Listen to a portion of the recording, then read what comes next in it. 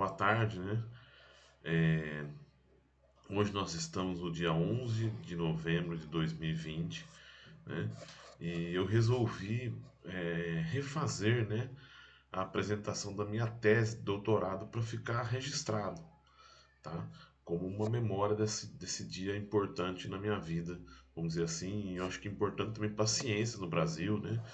Que é mais uma defesa de doutorado. Cada dia que nós temos uma defesa de doutorado, um doutor novo se formando no Brasil, o país está indo um pouquinho mais para o futuro. Bom, a minha defesa de tese ocorreu no dia 17 de setembro de 2008, tá? Desculpa, 18 de setembro de 2008. Contou com a participação do professor Dalmo Lopes Siqueira, o professor Luiz Carlos Chamon Salomão e o professor Paulo Roberto Secom, né, na banca, entre outros. Tá?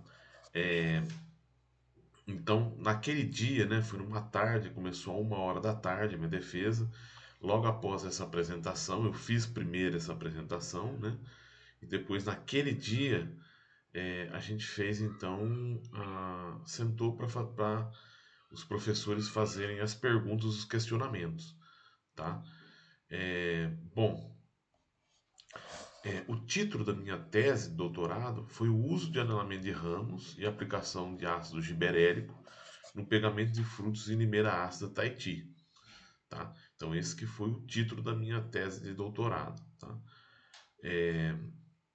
Então naquele dia a gente apresentei, né? Ao terminar essa apresentação, foram feitos então os questionamentos da banca, comumente feitos em todas as defesas de doutorado, tá? Lembrando que a defesa ocorreu na sala de reuniões do setor de fruticultura da UFV, tá? Do Departamento de Fitotecnia. Bom, é, então vamos fazer. Primeiramente, eu fiz uma apresentação, uma leve introdução sobre os citros que eu trabalhei, tá? Então, eu trabalhei com culturas perenes, no caso, a lima ácida Tahiti, tá? Então, a lima ácida Tahiti, pessoal, é uma lima muito consumida no Brasil, né? É usada como suco de limão, né? É usada para drinks também no exterior, principalmente no exterior, principalmente o drinks, né? Então, colhe-se inclusive a lima com uma casca mais grossa, né? Para que você possa aproveitar lá para enfeites em drinks. Não se preocupe muito com o suco em si. No Brasil, a gente tem muita característica de deixar a limaça Tahiti se desenvolver um pouco mais para poder tirar o suco e fazer a limonada, tá? Bom, família Rutaceae, né, o gênero Citrus, é, Citrus latifolia tanaka, né? Então a espécie, né? Citrus latifolia, que é a lima ácida Tahiti, tá? Características são principal característica dessa lima ácida, né? Além da característica do suco, né? Que é um suco não muito ácido, mas um suco a característica própria, né? Propriedades próprias da lima ácida Tahiti, tá? Outra característica é a lima, ela não possui sementes, então frutos sem sementes, que a gente chama de partenocárpicos, tá? São híbridos triploides, 3N27 cromossomos, né? Sem pólen e sem óvulos, tá? Então não tem essa polinização. Então a lima ela desenvolve sem essa polinização. Então frutos partenocárpicos, sem sementes. Só que o que isso vai gerar? Isso gera uma lima ela acaba apresentando um problema de queda de frutos muito mais intensa do que outros limões, por exemplo, como, sei lá, o limão Tahiti ou a laranja pera, né, que tem sementes, são frutos que têm um pegamento muito maior. A limaça tem um pegamento menor, tá? Então ela derruba mais flores do que os outros frutos, né, os outros citros, vamos dizer assim, tá? Aqui mostrando para vocês um pouquinho, eu falei um pouquinho da lima, esses dados estão um pouco desatualizados, eu resolvi não tirar da apresentação para mostrar, né, como foi a apresentação na íntegra, tá? E a gente já começou direto falando da questão do florescimento e pegamento de flores, né? Flores, frutos, frutinhos, tá? Então, os citros têm floradas intensas, tá? Existem relatos de até 100 mil flores por pé, né? Um pé de uma planta, né? Um exemplar, um indivíduo produz até 100 mil flores, que é muita coisa, né? Só que tem um pegamento baixo. E para o Tahiti mais baixo ainda, tá? Em torno de 1 a 2%, Tahiti um pouco menor, tá? Então, o que vai depender desse pegamento? Presença de folhas, né? Se a planta desfolhar muito, tem uma queda maior, né? O status nutricional, carboidrato presente nos tecidos, isso é muito importante. Eu fiz muitas avaliações de carboidrato durante a minha tese de doutorado, né? Amido e açúcares solúveis, né? Presença dos hormônios, principalmente gibberelina. Só que a limaça Tahiti não tem gibberelina, porque ela não tem a semente. Então esses hormônios estão em menor quantidade, tá? Estresse ambiental e nutricional. Bom, então qual que é o problema da limaça Tahiti? Frutos com baixo pegamento, devido à ausência de sementes. Então, frutos apirênicos, né, que não têm sementes. Então, relatos aí na literatura mostrando pegamento de 0,45 ou na extemporânea que você tem um pouco menos de flores e a planta consegue segurar um pouco mais, 1,85. Então, pegamento baixo, característica da limaça Tahiti. Bom, a abscisão de estruturas reprodutivas, né? Então eu falei um pouquinho das estruturas que têm essa abscisão, essa queda, tá? Então os botões florais, as flores em antese, frutos até 60 dias aproximadamente. Frutos com 2 centímetros ou mais já não tem essa queda, né? Se você vê um fruto desse caído, provavelmente é uma outra coisa, uma praga, uma lagarta que fez um furo, né? Uma doença, alguma coisa, mas não pode ser um estresse biótico, né? Ou abiótico, né, alguma coisa assim, mas não é uma característica própria da cultura, né, da planta. Tá? Então, citei aqui que a queda de novembro, muito característica das limas astras Tahitias, né, que é de meio a 2 centímetros. Tá? Passando isso já não tem tanta queda. Né? Então, por que isso ocorre? Por que ocorre essa queda? Competição entre frutos, né? Muito fruto e pouca folha, por exemplo. Ou muita, mesmo tem a folha, mas é muitos frutos. Tá? E essa competição por carboidrato, por água e outros metabólicos. Tá? Bom, e aí a gente vai citar um pouquinho as práticas recomendadas para aumentar esse pegamento, que foi o que eu fiz na minha tese de doutorado. Né? Uma delas é o anelamento de ramos e a incisão anelar. O anelamento de ramos é quando você pega ali o tronco e retira um pedaço de casca. A incisão é só o corte. Pode ser feito com canivete ali. Então aqui mostrei, né, nessa figura, né, como é que a gente fez lá nos experimentos nossos. E tem também a aplicação do ácido gibberélico, né, que quando você realiza essa aplicação na florada, na verdade quando está tendo antese ou os frutos pequenos, lá de meia, 2 centímetros, você teria um maior pegamento. Tá? Bom, aí essas são as duas práticas que eu utilizei. E aí eu falei um pouquinho do que pode acontecer, né? Então, das épocas de aplicação de gibberelina e o anelamento, de acordo com a época que você realiza isso. Então, por exemplo, se for na incisão, na indução floral, né, a gibberelina, o ácido gibberélico, ele pode reduzir a floração, por exemplo. Com isso, você aumenta pegamentos porque você reduz flor, tá? É como se fosse um raleio químico, vamos dizer assim. O anelamento, ele tem a característica de aumentar a floração, tá? Se for no florescimento pleno, já tem flores já, a gibberelina aumenta o pegamento, tá? Assim como o anelamento também teria essa característica. No final da abscisão, a gibberelina, né, aplicada nesse final da abscisão, reduziria o amadurecimento dos frutos, né? Pegamento influenciaria muito pouco, que já teria passado a fase de queda de frutos, tá? Mas impediria um pouco do amadurecimento. Isso foi muito verificado em experimentos realizados por outros orientados do professor Dalman e Viçosa, que verificaram, principalmente para a laranja Poncã, né? Manter a laranja mais verde por um período maior para não ter aquela coloração amarelada e o mercado às vezes não querer consumir. Tá? Então mantém ali a tangerina por mais tempo na planta até fazer a colheita. Se você não tem gente para colher, ou quer um período maior para fazer essa colheita, você mantém ali a tangerina na planta. Ou quer manter tempo de prateleira, né? Então você manteria uma tangerina mais verde. Tá? O anelamento, se você realizar no final da abscisão, que você vai fazer? Aumenta carboidratos na parte aérea, né? Então, com isso, você aumentaria o crescimento dos frutos, ok? E pode ser feito também na maturação, só que aí o anelamento já não seria feito, né? Porque já está maduro, o anelamento não teria efeito nenhum. A gibberelina, vida útil dos frutos. Então, o fruto maduro ali, você vai colher, você aplica a gibberellina, mantém a cor verde, vida útil de prateleira. Bom, diante dessa pequena introdução que eu apresentei para o pessoal no dia da banca, aí eu coloquei aí meu objetivo. Meu objetivo então foi avaliar o efeito do anelamento de ramos e a aplicação de ácido gibberéllico sobre os teores de carboidrato nas folhas, o desenvolvimento das plantas e a produção de frutos e minerais da Tahiti. Tá?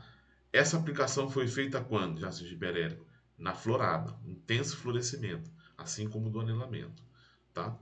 Local, né, foi no pomar do Fundão, da UFV, tá? Eram plantas de limaça da Tahiti enxertadas sobre limão cravo, tá? Os tratos culturais foram normalmente realizados, né? Fez adubação, tinha irrigação, mas nós não a utilizamos, tá? Não foi utilizada a irrigação porque foi aproveitada a florada da época do na época do florescimento, né? Então do normal, né? Foi uma florada extemporânea, foi florada normal, tá? Fazia essa aplicação para gomose, né, que às vezes tinha esse problema lá no local, através do produto Aliette, que a gente fez bastante aplicação. Bom, delineamento experimental foi em blocos casualizados, né, um experimento de campo, né, parcelas subdivididas 3 por 4, tá? Então, 3 épocas de anelamento e 4 doses do ácido gibberéllico. A primeira época de anelamento, sem anelamento, anelamento no início do florescimento, assim que a gente verificou que o florescimento fez anelamento, e anelamento um mês após o florescimento, tá? Então floresceu, esperou um mês aí, o anelamento, tá? E as 4 concentrações de ácido gibberéllico, bem pequenininhas aí, 0, 7, 14 e 21 miligramas por litro de ácido gibberéllico, tá? A gente tinha 2 plantas por parcela. Aqui mostrando, né, como é que era feito o anelamento, era feito com canivete mesmo, tá? Aplicação de gibberellina, tá? Foi quando tinha aproximadamente 80% das pétalas caídas, né, das flores. Características avaliadas, então. Nós avaliamos volume de copa, tá? Recuperação dos anelamentos, que eu fui verificando quanto tempo demoraria para recuperar esse anelamento e a coloração da planta, né? Então a gente verificou isso aí, tá? Cor das folhas, a gente usou o aparelhinho lá, o SPAD, tá? Que é um aparelho, né, que mede a tonalidade verde das folhas. Então, depois que a gente avaliou, porque a gente sabia que poderia ter problema com a coloração das folhas, com o anelamento, tá? Os carboidratos, né? Coleta mensal de 10 folhas expandidas por planta, né?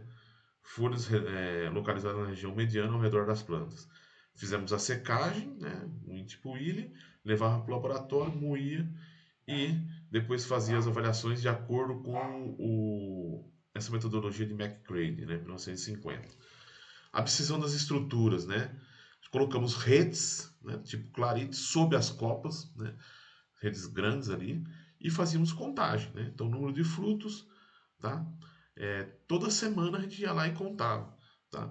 Número de frutos colhidos por parcela, fazia o pegamento, produção de frutos, peso médio dos frutos colhidos. Bom, resultados, né? Não houve efeito, né? A gente verificou que não teve efeito do ácido gibberéllico, tá? Não percebemos efeito, vimos em outras literaturas também que não teve esse efeito. O índice SPAD também não verificamos também para ácido gibberéllico, tá? O ácido gibberéllico, na verdade, nós não vimos resultado de praticamente nada, né? Inclusive em relação a é, essa questão de coloração de folhas, alguma coisa assim, nós não verificamos, tá? Efeitos do anelamento, aí sim, o anelamento foi o tratamento que deu muito resultado na minha tese, tá? Então nós fizemos as avaliações, né? Então, a altura média das plantas nós fizemos, tá? É, fizemos para a altura média das plantas, então a gente verificou aí que teve uma diferença, tá? Principalmente o anelamento no início do florescimento acabou sendo o que mais prejudicou o desenvolvimento das plantas. Comprimento de ramos a gente também verificou, diâmetro de copa, volume de copa nós verificamos também, tá? Principalmente aquele no início do florescimento. A gente achou até interessante isso aí, mas provavelmente por quê? Foi um anelamento mais drástico naquele início, né? Ele segurou mais flores, tá? Então a gente verificou aí no geral, mostrando só uma foto aí, comparando, né? Então a planta realmente ela cresceu menos, tá? Com o anelamento. Por quê? Realmente travou mais a planta e ela produziu mais. Então, no início do florescimento, né, o anelamento no início do florescimento teve uma tendência a segurar mais flores, redução do crescimento. Tá? Cor das folhas, né, o índice SPAD, aí nós verificamos também diferença, tá? Em várias épocas de desenvolvimento. Então, principalmente as folhas ficaram mais amareladas, principalmente no início do florescimento, que foi quando a planta sentiu mais, né, o estresse. Né? Recuperação dos anelamentos, né? A gente verificou aproximadamente 150 dias para recuperar todo o anel que a gente fez ali. Então, um período grande, né? Aproximadamente 6, quase 5 meses, né? Na verdade, 5 meses, né? Então, bastante coisa aí. Bom, os teores de açúcares, nós verificamos então que os açúcares, quando você realizava o anelamento, aumentava os teores de açúcares solúveis, tá? Então a gente verificou bastante isso aqui, principalmente no início, lá depois foi se igualando com o tempo, né? Houve uma tendência de se igualar aí, tá? Então o que acontecia quando você realiza o anelamento? Aqueles carboidratos que estão na copa não descem para a raiz. Então, por isso que as plantas, inclusive, sentem um pouco de estresse, né? Só que como era período chuvoso, até que não tinha tanto problema em relação à água. Mas ela sente estresse, né? E ela amarelece, né? Mas ela acumula carboidratos, porque tudo fica na copa, não desce para a raiz, tá? Você altera essa relação fonte-dreno, tá? Teores de amido também verificamos, a maior quantidade de amido, né? Principalmente no início do florescimento, verificamos aí. Então, mas nos dois aí anelamentos, né? Verificamos bastante isso aí em relação ao sem anelamento. Então, houve esse aumento nos teores de amido, tá? Bom, em relação a pegamento de frutos, verificamos também aí bastante alteração, 320%, né, uma porcentagem muito alta, triplicou a produção, tá? Só que assim, sempre lembrando, isso aqui seria uma produção na época normal, tá? O nosso interesse era pegar numa época extemporânea, mas não conseguimos uma florada interessante. Mesmo a gente alterando ali alguma coisa, nós não conseguimos uma florada que conseguisse segurar esses frutos, fosse uma florada interessante para nós, tá? Bom, aí a produção também, número de frutos por planta, né? Chegando aí 120 plantas contra 120 frutos contra 40 frutos, né? Ok? Frutos por parcela, a gente também verificou uma quantidade grande aí, né?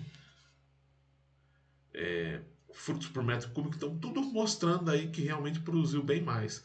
Aí mostrando uma planta, né? Com, com um anelamento, com uma planta sem anelamento. Então você percebe a diferença de frutos e tudo mais, né? Ok? Então realmente deu uma diferença bem grande. Por outro lado, né, nós tivemos aí uma reduçãozinha no tamanho dos frutos, mas não foi tão intensa assim, em torno de 10 a 20%. Tá? Mas isso não prejudicaria, vamos dizer assim, a qualidade, você tirar de um fruto comercial de mercado, que o consumidor deixasse de consumir esse fruto porque ele estivesse muito pequeno. Não, é um fruto num tamanho bom. Tá? Então não haveria problemas quanto a isso. Bom, então algumas conclusões que a gente chegou, né? Então que o ácido gibberélico não teve efeito sobre nenhuma das nossas variáveis. O anelamento, independente da época que foi realizado, reduziu a altura, volume de copa e diâmetro de copa e comprimento de ramos. Então toda a parte vegetativa da planta reduziu, como a gente mostrou nas fotos para vocês lá, né? Devido às melhores condições climáticas, as plantas que sofreram anelamento um mês após o florescimento recuperaram mais rápido do que as com o início do florescimento. Isso também teve, porque um mês após o florescimento já era um período mais de chuva, né? As chuvas mais intensas, então recupera realmente mais rápido a planta, tá? Os teores de açúcares solúveis totais e amido foram maiores nas plantas aneladas, né? Claro, né? Resultando em um aumento do pegamento, número de frutos colhidos e produção das plantas. Então esse trabalho foi muito interessante, tá? Um trabalho para fisiologia muito legal para ser trabalhado por professores de fisiologia, né? De relação fonte-dreno, que a gente percebeu 303 vezes mais frutos por planta do que a planta não anelada, tá? Por que eu falei essa questão da florada convencional, da florada normal? A florada normal ocorre em setembro, né? Só que os preços do limão Tahiti nessa época eles caem muito. Você tem muita produção nessa época, né? E como a lima ácida Tahiti não é um fruto que você vai poder guardar para consumir depois, tem que consumir quase que imediatamente. Então, esse aumento de produção pode ser que não tenha um ganho tão grande, por quê? Porque o produtor em si já tem muito fruto no mercado. Tá? O nosso interesse era produzir limaça da Tahiti extemporânea, fora da época. Né? Só que a gente não conseguiu uma florada interessante para isso. Tá? Bom, então com isso a gente encerrou, né, a apresentação. Foi uma apresentação muito legal. Né? Foi um período que eu aprendi muito na minha vida ali durante os 4 anos que eu estive lá. Né? E agradeci toda a banca, né? E agradeço a vocês também que ficaram até o final desse vídeo aí. Obrigado.